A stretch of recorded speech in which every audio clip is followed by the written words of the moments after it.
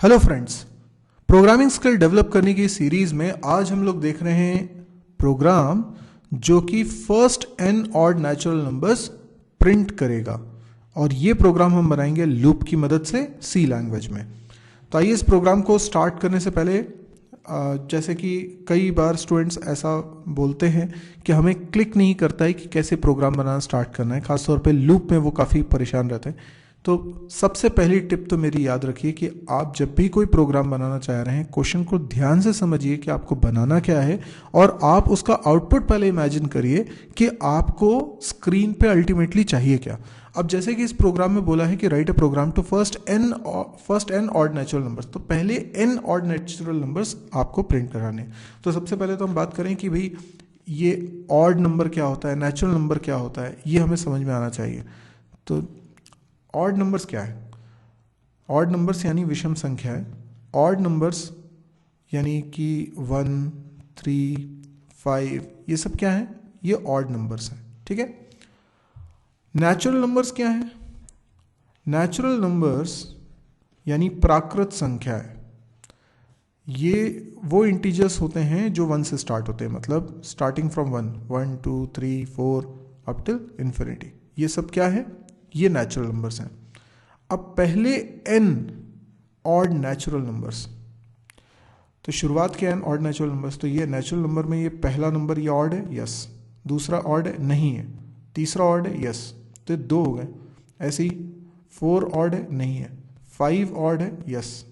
तो ये शुरुआत के ऑड नेचुरल नंबर्स हैं। पर मुझे शुरुआत के कितने ऑड नेचुरल नंबर्स चाहिए? n चाहिए। n क्या होता है?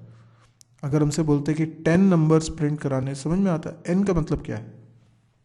तो n इसलिए बोला है क्वेश्चन में कि आप यूजर से वैल्यू एंटर करवाइए, मतलब यूजर से एंटर करवाएंगे। यूजर ने बोला 5, तो पहले 5 ऑड नेचुरल नंबर्स आपको प्रिंट कराने, मतलब क्या क्या प्रिंट कराएंगे? 1, 3, 5, 7, 9। ये हो गया, देखिए गिनिए 5 है ये, ठीक है। अगर n की वैल्यू होती 10 तो शायद 1 से लेकर हम 19 तक जाते। तो जितनी n की वैल्यू यूजर बताएगा उतने नंबर्स हमें प्रिंट कराने होंगे। तो सबसे पहले क्या होना चाहिए? आउटपुट स्क्रीन को इमेजिन करिए और सोचिए कि सबसे पहले स्क्रीन पे क्या दिखना चाहिए। हमें n की वैल्यू चाहिए ना, तो हमें सबसे पहले चाहिए कि स्क्रीन पर दिखे enter a number. Enter a natural number भी लिख सकते हैं आप, नेचुरल नंबर, ठीक है। अब जो नंबर यूजर एंटर करेगा, सपोज करो यूजर ने एंटर किया 7, तो यानी यूजर 7 नंबर्स प्रिंट करवाना चाहता है। तो जैसे यूजर ने 7 एंटर किया, सबसे पहले प्रिंट हो जाएगा 1, फिर प्रिंट हो जाएगा 3, 5, 7, 9। इस 7 का मतलब ये नहीं कि 7 तक नंबर्स प्रिंट करो, इस 7 का मतलब है टोटल संख्या कितनी होनी चाहिए? 7। तो अभी कितनी हुई? ये तो 5 हुई, 6 और ये 7, तो 7 नंबर हमें प्रिंट करवाने, ऐसा होना चाहिए। तो स्क्रीन पे अगर सबसे पहले मैं चाहता हूँ कि एंटर अ नेचुरल नंबर दिखाई दे, तो मुझे कोडिंग में क्या लिखना पड़ेगा? मुझे कोडिंग में लिखना पड़ेगा प्रिंट एफ। प्रिंट एफ की मदद से ही तो प्रिंट होगा। तो इसमें मैं लिख दूंगा एंटर अ नेचुरल नंबर, तो स्क्रीन पे प्रिंट हो जाएगा। फिर यूजर वैल्यू एंटर करेगा और वो मेरे वेरिएबल n में आ जाए, तो इसके लिए मुझे क्या लिखना पड़ेगा? Scan F. स्कैन एफ लिखूंगा, तब जाके एक वैल्यू यूज़र एंटर करेगा और वो वैल्यू किस में आ जाएगी? मैंने एक वेरिएबल बनाया होगा लेट्स से n नाम का, तो n में आ जाएगी। इसके बाद मुझे सोचना है कि कैसे मैं ऑड नेचुरल नंबर्स प्रिंट करवाऊँ, पर पहले इतना तो करें। तो आइए अपन प्रोग्राम बनाना स्टार्ट करते हैं। सबसे पहले मैंने लिखा मेन फंक्शन। मेन फंक्शन के अंदर मैंने एक वेरिएबल बना लिया n, और यूज़र से फिर हम एक मैसेज दे रहे हैं यूज़र को, enter a natural number. Natural number user enter करेगा तब जब हम स्कैनएफ लिखेंगे, तभी वो एंटर कर पाएगा। %d, और यहाँ पे लिखते हैं एड्रेस ऑफ n। तो पहली वैल्यू जो यूज़र ने एंटर करी वो n में जा चुकी है। अब मुझे क्या करना है? मुझे प्रिंट करवाना है n numbers, n odd natural numbers. लेकिन n नंबर्स प्रिंट कराने के लिए अगेन मुझे प्रिंट एफ की ज़रूरत पड़ेगी। यानी मैं अगर प्रिंट एफ लिखता हूँ देखिए सबसे पहले मुझे क्या स्क्रीन पे चाहिए, 1 चाहिए ना, तो मैंने लिखा प्रिंट एफ और डबल कोट्स में लिख दिया अगर 1, तो स्क्रीन पे भी क्या प्रिंट हो जाएगा 1, लेकिन इससे सिर्फ 1 ही प्रिंट होगा। मुझे 1 के बाद और क्या चाहिए, 3 भी चाहिए। तो फिर तो मुझे क्या करना पड़ेगा, एक और प्रिंट एफ लिखना पड़ेगा, प्रिंट एफ 3। ओके, लेकिन उसके बाद मुझे क्या चाहिए, उसके बाद मुझे 5 भी चाहिए। पर मुझे ऐसे कितने चाहिए, क्योंकि मुझे ये तो पता होना चाहिए ना कि मुझे कितने नंबर प्रिंट कराने हैं, उतनी बार मुझे प्रिंट एफ लिखना पड़ेगा। अब ये तो फिक्स नहीं है ना, यूज़र ने अगर 7 एंटर किया तो मुझे 7 नंबर प्रिंट कराने, तो मुझे 7 प्रिंट एफ चाहिए। और अगर यूज़र ने 5 बोला तो फिर 5 ही प्रिंट एफ लिखने। अब यूज़र क्या नंबर बोलेगा ये तो हमें नहीं मालूम, पर जो भी यूज़र एंटर करेगा वो n वेरिएबल के अंदर स्टोर होगा, ये पक्की बात है। तो जितने n में नंबर रखा हुआ है, n में अगर 5 रखा है तो 5 बार प्रिंट एफ लिखना होगा। तो मैं प्रिंट एफ को लिखूंगा एक ही बार और लूप की मदद से मैं उसको चला दूंगा n टाइम्स। यानी मैं क्या करूंगा, कोई भी एक लूप लगा लेते हैं, जैसे वाइल लूप लगा लिया, ठीक है। वाइल लूप के अंदर मैं कुछ कंडीशन लिखता हूं और ये प्रिंट एफ वाइल लूप की बॉडी के अंदर आ जाएगा। तो क्या होगा, ये प्रिंट एफ रिपीट हो जाएगा। कितनी बार रिपीट करना है, n टाइम्स। तो इसके लिए मैं एक वेरिएबल और बना रहा हूँ i, और लेट से इसकी वैल्यू 1 से इनिशियलाइज कर देता हूँ और लूप चलाता हूँ i less than equal to n तक, एंड अंदर मैं लिख देता हूँ i प्लस प्लस। तो आप खुद देखिए i की वैल्यू जब 1 है, जैसे n यूज़र ने एंटर किया है 5, ठीक है, तो 5 बार प्रिंट एफ चलना चाहिए। तो इसके लिए मैंने कंडीशन क्या लिखी है, i less than equal to n। अच्छा, i less than equal to n में i तो शुरुआत में 1 है और n की वैल्यू मान लीजिए 5 है, तो 1 लेस देन इक्वल टू 5 है तो ट्रू है, अंदर प्रिंट एफ चलेगा और i की वैल्यू बढ़कर कितनी हो जाएगी, i की वैल्यू बढ़कर हो जाएगी 2। और फिर से कंडीशन चेक होगी, तो 2 लेस देन इक्वल टू 5, फिर प्रिंट एफ चला, फिर i प्लस प्लस चला, और ये चलता रहेगा। कितनी बार चलेगा, 5 बार चलेगा। अब ये 5 बार चल गया क्योंकि i की वैल्यू एक एक करके हम इंक्रीमेंट कर रहे थे। अगर n की वैल्यू 5 ना होके 7 होती तो ये 7 बार चलता, पर हर बार जब ये चलेगा तो हर बार ही 1 प्रिंट करेगा।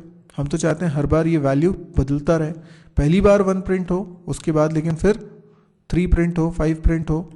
तो फिर इस जगह क्योंकि आपको हर बार अलग अलग वैल्यू चाहिए, तो बेटर है कि आप यहाँ लिखिए %d, और जो वैल्यू प्रिंट करानी है वो वैल्यू प्रिंट कराने के लिए जो लॉजिक है वो आपको लिखना चाहिए। अब तो जैसे अगर मैं यहाँ i लिख दूँ तो क्या प्रिंट हो जाएगा, i की वैल्यू अगर 1 थी तो 1 प्रिंट हो गया, 2 थी तो 2 प्रिंट हो गया, 3, पर ये थोड़ा ना चाहते हैं 1 के बाद हम चाहते हैं 3 प्रिंट हो।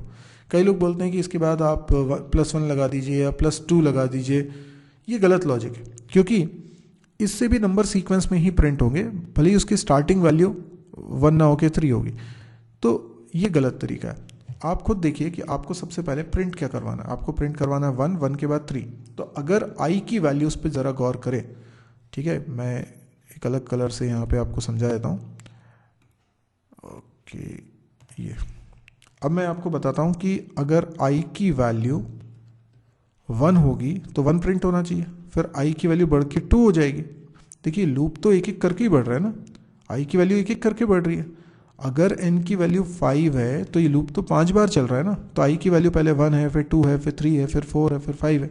तो i की वैल्यू जब 1 है तो 1 प्रिंट होना चाहिए, 2 है तो 3 प्रिंट होना चाहिए, और i की वैल्यू अगर 3 है तो i की वैल्यू 3 है तो 5 प्रिंट होना चाहिए, i की वैल्यू 4 है तो 7 प्रिंट होना चाहिए, i की वैल्यू 5 है तो 9 प्रिंट होना चाहिए, 6 है तो 11, 7 है तो 13, ऐसे। तो i की वैल्यू पर डिपेंड करेगा क्या प्रिंट हो। आप जरा देखिए, अगर मैं यहाँ पे लिखता हूँ 2i, तो 2i मतलब i का दुगना, तो ये हो जाएगा 2, 4, 6, 8, 10, 12, 14, और ये नंबर क्या है, उनसे बस एक कम, मतलब 2i - 1 लिख देता हूँ। 2i - 1 क्या होगा, 1 का दुगना करिए और 1 घटा दीजिए, 2i - 1 1 हो जाएगा। फिर 2 है i की वैल्यू, तो 2 2 4, 4 - 1 3 हो जाएगा। यस, तो ये ऑड नंबर्स बन रहे। तो मैं क्या करूँगा, printf में एक्सप्रेशन लिखूंगा 2 × i - 1, क्या होगा, ऑड नंबर्स प्रिंट होते जाएंगे। अभी इस प्रोग्राम को रन भी करके देखते हैं। तो पहले तो एंटर अ नेचुरल नंबर, मैंने एंटर किया 5, देखिए आउटपुट क्या आ रहा है, 1 3 7 5 7 9। गैप दिखना चाहिए था ना, गैप कैसे दिखेगा, ये %d के बाद स्पेस दे दो। ओके, अभी फिर इसको रन करता हूँ। अब मैं कुछ दूसरी वैल्यू एंटर करूँगा, फॉर एग्जाम्पल तो 12 एंटर किया है, मतलब 12 नंबर प्रिंट होने चाहिए। और ये 12 नंबर क्या होंगे, 1 3 5 इस तरह से स्टार्ट होगा। तो अभी मैंने 12 एंटर करके एंटर क्लिक किया, देखिए 1 3 5 7 9 11 13 15 17 19 21 23, ये 12 नंबर हैं टोटल, काउंट कर लीजिए। तो 12 नंबर इस तरीके से प्रिंट करा लिए हमने। अभी इस प्रोग्राम को और भी दूसरे तरीके से बनाया जा सकता था, जैसे मैं यहाँ पर सपोज करिए 2n तक चला था। 2n तक क्यों चला था, क्योंकि n की वैल्यू अगर 12 है तो 12 नंबर प्रिंट होने पर मैं यहाँ पे लिखता हूँ 2 × n, तो दुगना कर दिया, मतलब 12 नहीं 24, है ना। तो अभी आपने देखा था कि नंबर 23 तक प्रिंट हो रहा है ना, 24 से कम। तो i की वैल्यू ही प्रिंट कराऊँ मैं हर बार, बजाय इसके मैं i लिख दूँ।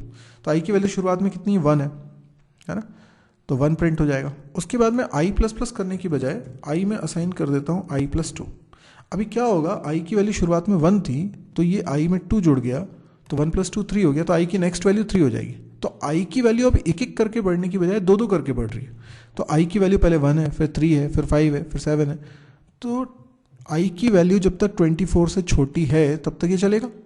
अगर n की वैल्यू 12 थी तो होगा ये कि अगर n की वैल्यू 12 है तो ये लूप तो 12 बार ही चलेगा, क्योंकि i की वैल्यू एक एक करके नहीं बढ़ रही है, 2 2 करके बढ़ रही है। तो अभी इस तरीके से भी अगर हम इसको चलाते हैं तो इसका आउटपुट क्या आता है, जैसे मैंने 12 एंटर किया तो अगेन सेम आउटपुट। तो इस तरीके से भी आप प्रोग्राम बना सकते थे। यदि आपको ये प्रोग्राम समझ में आया हो, पसंद आया हो वीडियो, तो आप इसको लाइक करिए। यदि आपको इस तरह के और वीडियोस देखने में इंटरेस्ट है तो आप इस चैनल को भी सब्सक्राइब करिए।